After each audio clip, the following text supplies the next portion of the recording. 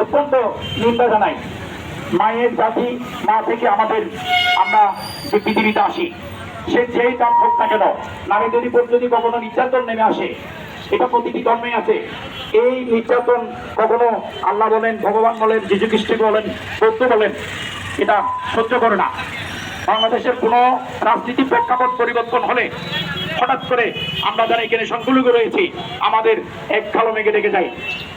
এবং অত্যন্ত পরিতাপের বিষয়, আমরা এই দেশের নাগরিক, কিন্তু আমাদের নাগরিক সুযোগ সুবিধা দেওয়ার চাইতেও আমাদেরকে সবসময় বিভিন্নভাবে হেনস্থা করা হচ্ছে, বিভিন্নভাবে এই দেশ থেকে বিতাড়িত করার জন্য আমাদের উপর বিভিন্ন পাশবিক নির্যাতন করা হচ্ছে।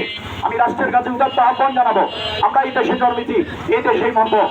এই দেশে আমাদের অধিকার আছে, আমাদের অধিকারের জন্য, আমরা এখানে বেঁচে থাকার জন্য, আমাদের নাগরিক অধিকার দেওয়ার জন্য রাষ্ট্রের দায়িত্ব রয়েছে।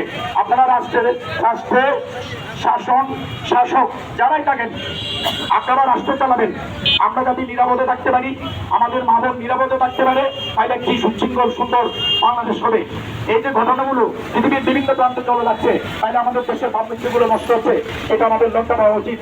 আমি পরিশেষে কুমিল্লার ঘটনা এবং ঢাকার খিলগেটের ঘটনার জন্য তীব্র নিন্দা জানাচ্ছি। দোষীদের আইনের আওতায় এনে আর যাতে এই ধরনের ঘটনা না ঘটে, এই ব্যবস্থা নেওয়ার জন্য সরকার প্রশাসনের নিকট উদ্যোক্তা আহ্বান জানাচ্ছি। ধন্যবাদ, সবাই ভালো থাকবেন। সুপ্রিয় উপস্থিতি।